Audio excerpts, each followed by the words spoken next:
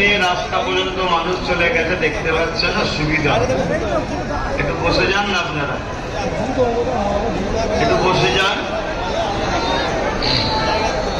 ওই যে ভাইগুলো দাঁড়িয়ে আছেন, একটু বসে গেলে পিছনের ভাইগুলো দেখতে সুবিধা। দরুদ শরীফ